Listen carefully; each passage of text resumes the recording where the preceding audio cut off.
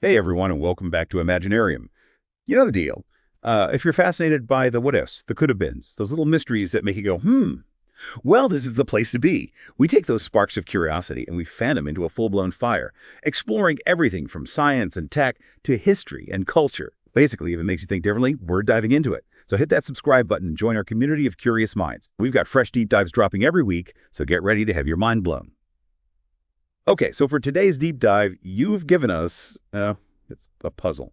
A story told in fragments, and it's a doozy. We're talking groundbreaking discovery, clashes with powerful institutions, even a murder mystery. You want to know what really happened, right?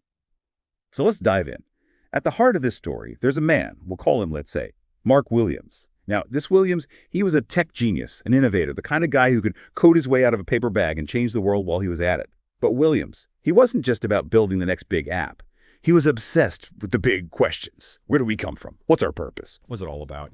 But his relationship with organized religion, let's just say, complicated. Williams, he saw this growing gap, this disconnect between the leaps and bounds of science and the more fixed ideas of faith.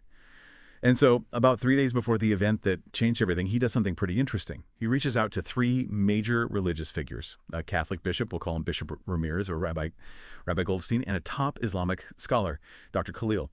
He invites them to this secluded monastery. Picture it, beautiful, old. You can practically feel the history and the spiritual vibes, right? And why. He wants to give them a sneak peek at his discovery, see what they think, get a reaction, maybe even start a conversation, bridge that gap between science and religion. But, well, spoiler alert, it didn't exactly go as planned. Their reactions, it was a mix of shock, disbelief, even a little bit of fear, I'd say. They saw Williams' discovery as a direct hit to the core beliefs of their faiths. You see, Williams, he wasn't just playing with gadgets. He was digging into the very origins of life itself, and what he found, Well, let's just say it had the potential to rock the foundations of belief systems worldwide. Okay, fast forward to the day of the presentation. Williams chose a stage as grand and iconic as his ideas, the Guggenheim Museum Bilbao. Imagine it.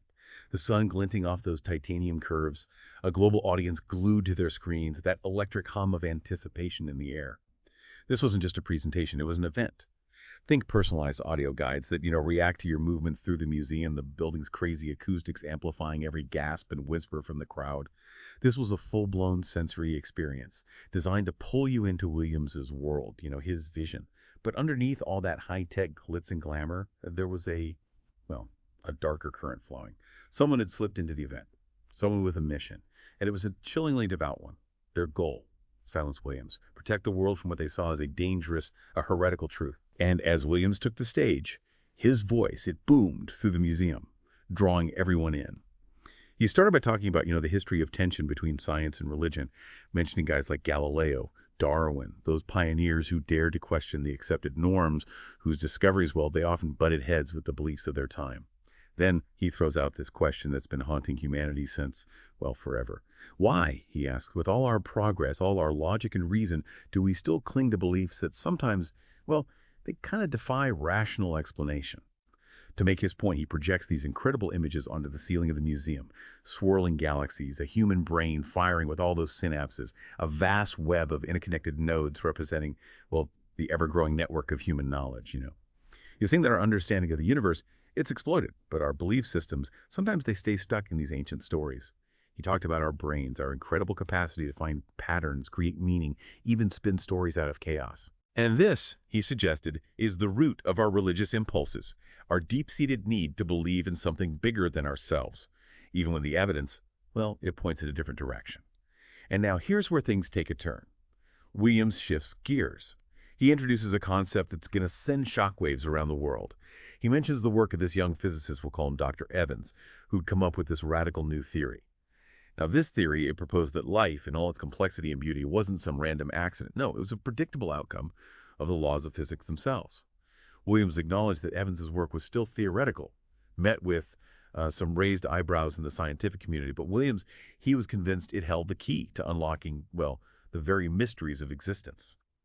And he wasn't just theorizing. He'd taken Evans' ideas and, using the power of, those supercomputers we hear about, built a simulation, a virtual universe where he can test the parameters, watch the theory in action. What he found, he claimed, was nothing short of revolutionary. His simulation showed that under certain conditions, life wasn't just possible, it was inevitable. It would just spring forth, driven by the fundamental laws of thermodynamics, I think it was. He unveils this simulation for the audience, a swirling mass of virtual particles representing that primordial soup, the one where life supposedly first emerged. Then he runs it forward, compressing millions of years of evolution into this breathtaking spectacle. Single-celled organisms popping into existence, then multicellular life, plants reaching for that virtual sun, then animals evolving and diversifying at an incredible pace. And there, at the peak of this virtual journey, stood Homo sapiens, the triumphant result of this grand, unplanned experiment. The audience, they were mesmerized, hanging on his every word, dying to know what he'd reveal next. But for the individual who'd infiltrated the event, well, they knew time was running out. They had to act and act fast before Williams' discovery spread like wildfire and changed the course of history forever. As Williams got ready to unveil the most controversial part of his presentation, the would-be assassin made their move. Suddenly, chaos erupted. A struggle, a gunshot splitting the air, and then silence. The screen went dark, the music stopped, and a collective gasp swept through the audience. Mark Williams, the man who promised to reveal the future, lay dead on the stage, his vision cut tragically short. In the pandemonium that followed, two people managed to slip away from the museum. Ava, Williams' fiancée, and also the director of the Guggenheim Bilbao, and David, a Harvard professor and a close friend of Williams. They had no idea their escape was just the beginning of a much bigger, much more dangerous journey. But they weren't exactly alone. They had help from the museum's AI system, Winston. Now, Winston, he's not your average chatbot, the kind you argue with on a customer service website. This is the culmination of Williams' research into artificial intelligence.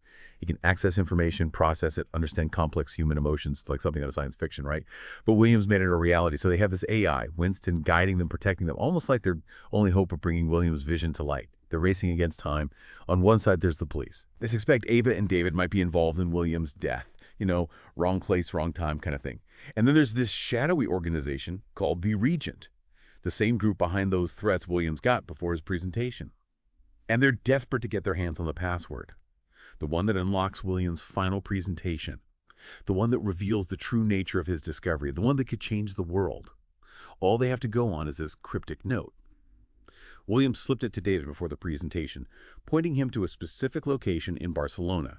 It's a race against time, a desperate search for answers, a fight against powerful forces who want to keep Williams' discovery buried, 6 feet under. As they dig deeper into this mystery, they find these clues scattered throughout Williams' life like breadcrumbs.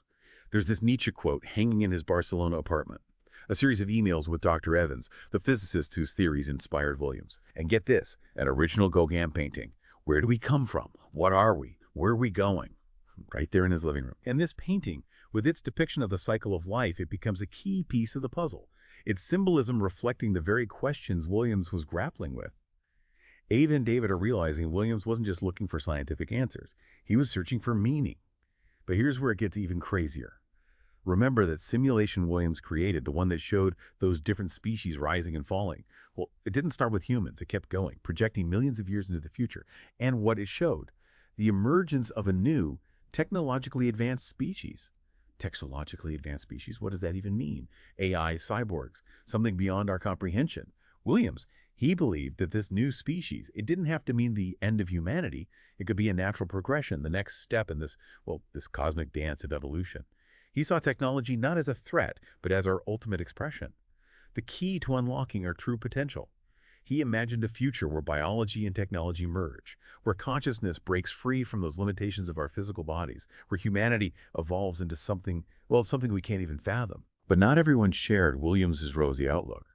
The Regent, the ones chasing Ava and David, they saw Williams' discovery as dangerous, a heresy, the rise of this new species. To them, that was a biblical prophecy coming true, a sign of the apocalypse. They had to stop Williams' final presentation from being released, to keep his vision from spreading. So Ava and David are on the run, putting this puzzle together, all while trying to stay one step ahead of the Regent. And the chase picks up speed, leading them through the winding streets of Barcelona, into hidden churches, secret archives, even the homes of some of the city's most powerful figures. It's a whirlwind of danger and intrigue. And along the way, they run into a whole cast of characters, each with their own motives and secrets. There's a police commander, torn between doing his job and, uncovering the truth. a tech-savvy priest trying to make sense of his faith in light of Williams' radical ideas. And then there's this mysterious character, they call him the pilot. He seems to be manipulating things from the shadows, and as the stakes get higher, it gets harder to tell who's on their side. They discover the regent isn't just some random group of fanatics. They're connected to the top levels of society, a powerful network. And then they stumble upon a chilling connection to this radical Catholic sect, the Palmarians. The Palmarians, they believe that the Vatican has lost its way, that the modern world is corrupted. They want to go back to simpler times when faith ruled supreme. Williams' discovery. To them, that's the ultimate blasphemy, a direct attack on God's creation. And they have a weapon, a former Spanish admiral, driven by grease and vengeance. He blames Williams for the death of his family. He's the one who infiltrated the Guggenheim, the one who pulled the trigger, and the one who's now hunting Eva and David through the streets of Barcelona. It's a clash of ideologies, a battle for the future of humanity. On one side, you have Williams, who believed in the power of science and technology to uplift us. On the other side, you have the regent, who see this as a path to chaos and ruin. And caught in the middle, you have Eva and David trying to figure out what it all means, what Williams' legacy will be. Okay, so picking up where we left off, remember Williams' final presentation? The one that hinted at the possibility of a new technologically advanced species. Well, it's out there now. The whole world's seen it. And yeah, you could say it caused quite a stir. But the story's not over yet.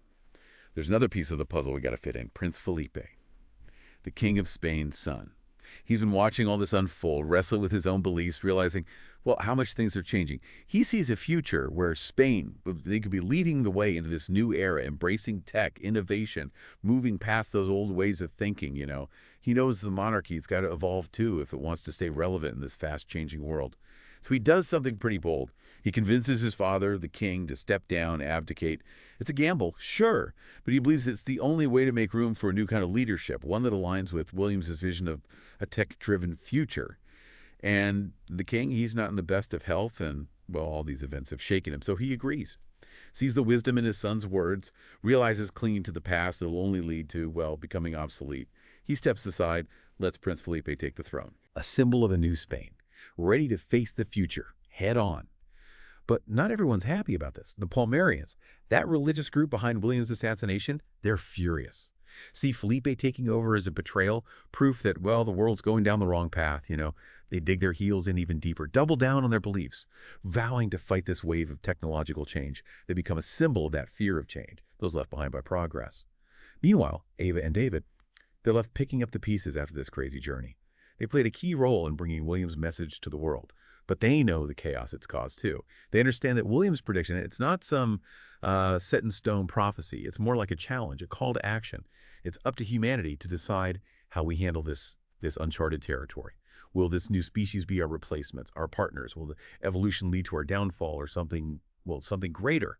And that's where we come in, us, as listeners, as thinkers, as part of this whole experiment called life. Williams' story, it makes us confront our own beliefs, our own fears, our own ideas of what it means to be human in this age of tech that's changing everything so fast.